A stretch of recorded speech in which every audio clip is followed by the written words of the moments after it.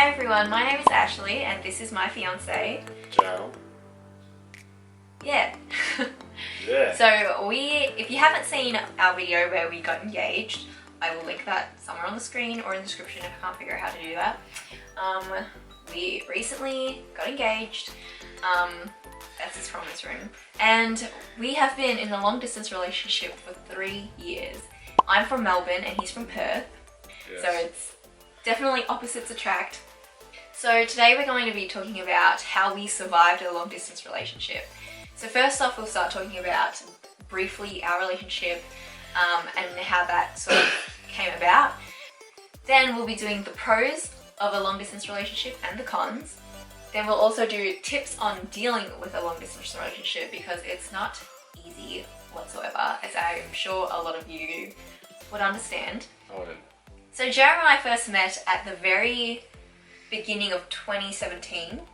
I think you saw me for the first time though at like the very end of 2016. Yeah, I think the first time I saw you was like end of 2016. I saw you maybe like 3 times or up, to be honest. Yeah. So we attended this convention for our church for like unmarried people aged 18 to I think 30 or is it 31? Around there. Yeah, 18 to 30 years old that aren't married. At the end of every year in Australia, 1 or 2 states will hold this convention and everyone from around Australia will pick which one they want to go to and fly there for 5 days over the New Year period and just party together and meet new people, make friends and potentially look for someone to marry. That was not my intention. I went to just have fun with my friends. It was in Queensland on the Gold Coast. It was a blast. Was not looking for boys. What about you? I wasn't looking for boys either. Yeah. He just went to hang out with his friends. He wasn't looking for a relationship at all. So this just happened out of nowhere. This whole convention, I only saw him once and didn't make much of an impression. He had more of an impression of me at convention because I don't remember him from convention whatsoever. He just added me on Facebook afterwards and started messaging me and it went from there. But why don't you tell me or tell them about your experience seeing me at convention? Yeah, so I think it was the second day of the convention. We came to breakfast and I saw like way off in the corner just sitting with like 2 other girls. And the first impression I got was I saw her and I was like, damn. I was like, that could be my wife. But I wasn't really like looking, I was just going there to have a fun time. But yeah, so I wanted to go approach her, but I was a bit, I don't know, she had this like resting, just like... mean face. Just, yeah, angry face, like she just wanted, yeah, like she just wanted to kill someone. So I look pretty unapproachable when I'm just relaxing my face. So yeah, he added me on Facebook a couple days after. He was really funny and yeah, we just started talking every day and was instantly clicking, you know? So that was in January. And then by March he flew to Melbourne to come officially meet me for the first time. And that's pretty much when our relationship began. So here comes the long distance stuff. So every year for the last 3 years, we visit each other back and forth. We take turns going. I go to Perth, he comes to Melbourne. We've been doing that about 3 times every year, and each visit is at least 2 months to a month long. I had uni. We could only see each other in between on my breaks, and that's the only times we could go see each other. Rubbish. Sucked. So now that you know a little brief history of our experience or how we got here, now let's go through the pros of a long distance relationship. So if I'm looking down, it's because I have my notes here. So the first pro that we can both totally vouch for is we have the best communication skills that I feel like a lot of normal couples wouldn't really have because they probably aren't forced to talk as much as we do. We have no option but to text and call each other every day. So we have to talk about everything. Absolutely everything. Yeah. So we literally video chat a few times a day, like several times a day. There's not a day goes by that we don't video chat at least 2-3 times. Unless it's like a special occasion, might be like once. Yeah. But it's like, I'd say we'd always video chat every day. At first I thought it was weird because I'm not really like a phone kind of guy. I barely use my phone. So it was really weird for me to get used to like having to always have my phone on me, otherwise I'll get yelled at. I mean, I would get encouraged to reply. I live on my phone, so it wasn't an issue for me. But you have to learn to make time for each other. Like this, you might both have jobs, you might both be studying, and with the time difference, there's like, without daylight savings, it's 2 hours behind for Perth, and with daylight savings, it's 3 hours behind.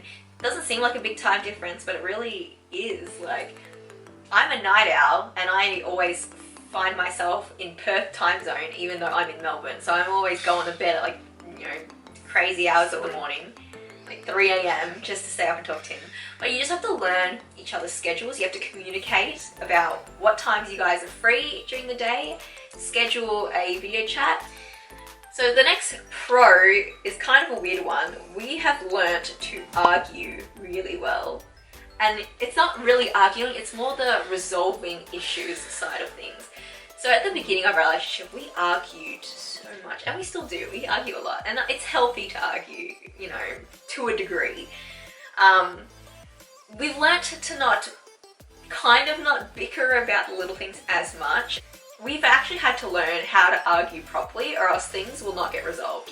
So at the beginning, I'm the type of person, when I'm upset, I raise my voice a little bit, I get really frustrated, I start to just attack him for what he's done wrong or whatever. Whenever I get like that, he just shuts down. He becomes a little bit of a smart ass. He just, won't be really responsive. So we've learned that in order to resolve an issue really quickly, we both need to just take a minute, calm down, and then talk about it civilly. So I won't be attacking. I'll just tell him, look, I wasn't happy with this. Can you, I need you to do this instead, blah, blah, blah, whatever. And he will be able to, be like, oh, sorry, I'll do this better next time. Or the other way around, maybe I did something wrong. So learning to argue isn't the best, because if we were in person, we could just give each other the cold shoulder, silent treatment. We could just storm off on each other. So arguing when you're in long distance, you kind of have no other choice but to talk. So again, going back to communication, it is key in a long distance relationship. So yeah, related to that, we have to become more open with each other. You can't bottle up feelings if you're feeling, upset about something. And that is also why we argue a lot, because we lay everything on the table. If I'm the least bit, if I'm just a tiny bit annoyed about something, I will let him know, because I'm super open. He has struggled with being open, because I don't know, maybe it's just because you're a guy, but he's learning to become more open. It's a work in progress. 3 years and we're still learning to do things still. But I have improved.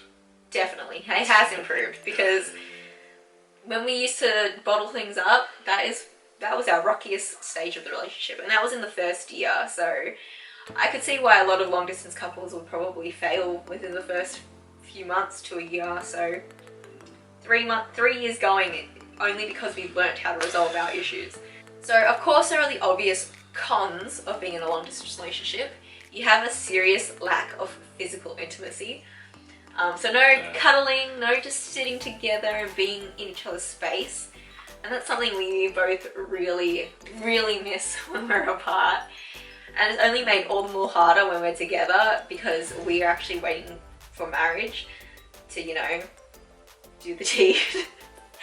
So it's extremely difficult.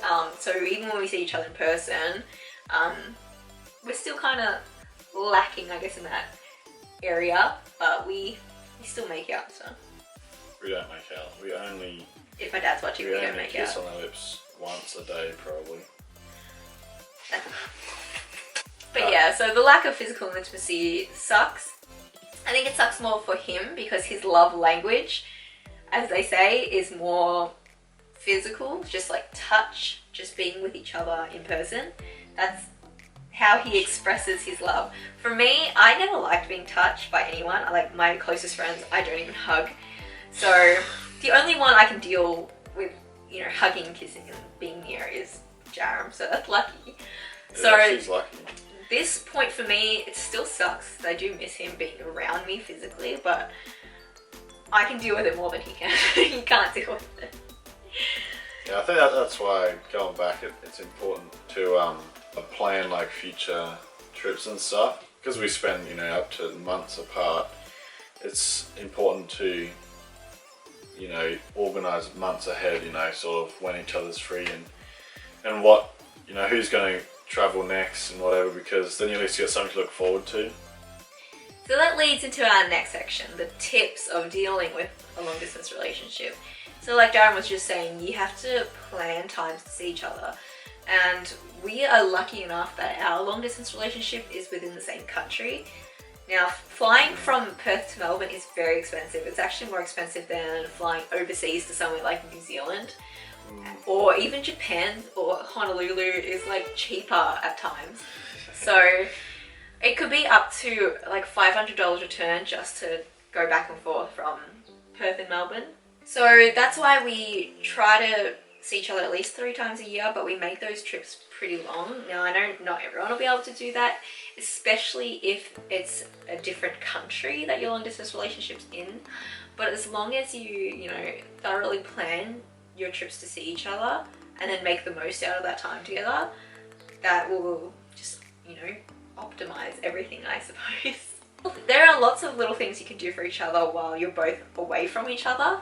So I'm always sending little care packages and he's sending me little things, like he always sends me flowers, always.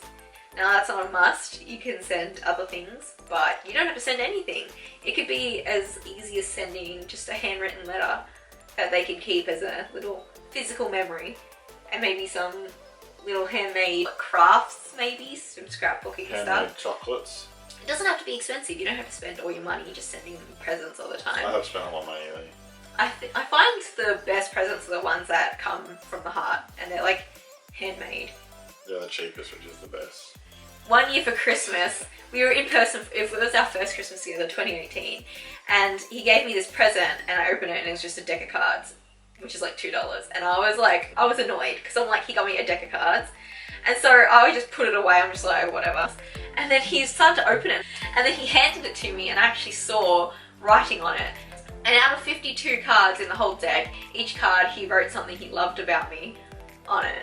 And I was crying, let me tell you, I was bawling my eyes out. And it was at his house this Christmas and his mum's looking like angry at him because she thinks I'm crying because he just got me a deck of cards. But that was like the most meaningful gift I've ever gotten and I'm getting teary just thinking about it. Yeah. No, it's yeah, I think the more personalised gifts are the best, even for myself. I mean, I'm not really a gift person. Like, I don't really care, but I like from the gifts I have received, she's always got me ones that, you know, are useful to me at least. So I've really appreciated that as well. I think when you put a little more thought into it, it definitely gets you a lot more kisses. Any little thing that just lets them know you're thinking about them. Oh, one I saw is let your partner play Xbox. To an extent, it's good to let your partner have their downtime and their hobbies. If you're constantly bombarding them, trying to get their attention all the time, because most of the time they will only be contacting you in their free time because they might have work or other commitments. So they do also sometimes need their downtime. So that's something I had to learn, to not get super annoyed that he's spending his free relaxing time to play games and not talk to me. To an extent, because he used to like play ridiculous amounts of time. Yeah, like 27 hours a day. All day and not message me. So that's something you need to learn Work together. out for yourselves. Yeah. So another tip would be to make sure you're working towards a common goal, whether that be getting married like us or just moving to live together or whatnot. You have to make sure you're planning together and, you know, taking both of your lives into consideration. So when you're in a long distance relationship or in any relationship for that matter, you can't just think for yourself anymore, to an extent. You have to, you know, make big life decisions with your partner in mind. So for us, we have for the last 3 years already been planning our lives together. We knew we wanted to get married. We knew that moving to Melbourne would be the better option, at least for now, because I have finished my degree and he's not sure what he wants to do with his life yet, career-wise. So, I mean, for full-time work, it'll probably be easier for me to find a job here rather than Perth, because there's just more opportunities in Melbourne than Perth. And I don't like Perth as much. But there's a lot of I will move there one day if it's the best thing for us, and that's what matters the most. Yeah. Doing what's best for the both of you. We have to make choices with each other in mind. We can't just be selfish. So yeah, we've just been working towards a common goal. We've been, you know, setting aside a certain portion of our paychecks every fortnight and budgeting everything. So we have a budget, we have a goal. So yeah, long distance relationships. Everyone's always asking us, you know, how it's done. They seem to think it's some sort of impossible thing, and it's not. It's, you just need to put in the effort. Like when you know when the person is worth it, and you know when it's, you know, more than just a short-term relationship, and you will put in the effort if you know it's worth it. If you have second thoughts about, you know, going into a long distance relationship, maybe that person isn't the right one for you. So yeah, a lot of the questions that we get are from people who have never been in a long distance relationship and they're not sure if they would ever consider it, or people who are in a relationship currently that's, you know, normal and about to go long distance. And I personally think that might be harder because we have never experienced being together, just, you know, living near each other. And I feel like to go from living near each other and seeing each other all the time to not seeing each other all the time would be a lot more difficult than what we've had to experience. We at least have been in long distance from the get-go, and as hard as it is, we've gotten used to it. So our advice to anyone who is going from a normal relationship to a long distance relationship is to just get ready. Yeah, buckle up, man. It's hard. And saying goodbye is the worst, but saying hello is the best feeling in the world. Yeah, that's long distance. It really sucks. Like, we're not saying it's great. Honestly, would you recommend it? I mean, like, to be honest, unless you're like, you know, you're willing to put in extra effort, I'll say, it's definitely a hard run. Yeah. For me personally, unless you honestly believe that this person can give you a future, like if you don't see it lasting, you know, to the point where you can be together, then I don't think there's a point to it. It's just a waste of time, and it's just a waste of, you know, your heart. Like, it's just unnecessary heartache if you don't see it one day being at a point where you can be together. So yeah, I hope this made some sort of sense to everyone. We tried to have a flow of ideas, but I feel like we just went off track and rambled quite a bit. But I hope this helps someone and maybe gives someone hope. Like, long distance relationships are so worth it. They're so worth it, especially when, you know, you get to whatever your end goal is. And we are on our way. We are almost there. We're getting married in June. It's January now. He flies home tonight, and I won't see him again till May. But then after that, we're getting married. So I'll try to stay positive. But yeah, just it's so worth it. And even if you're doing it for 1 year or 10 years, the end goal is so worth it when you work together. So Yes. yeah, and I wouldn't have it any other way. I wouldn't change a single thing. Please don't forget to subscribe, like and comment, and let us know if you have any questions for us, and maybe we'll film a Q&A in the future. Also, don't forget to follow my Instagram. He doesn't have one because, again, he doesn't like social media. So follow her one. Follow my Instagram. See you next time. Peace. Add that bit in.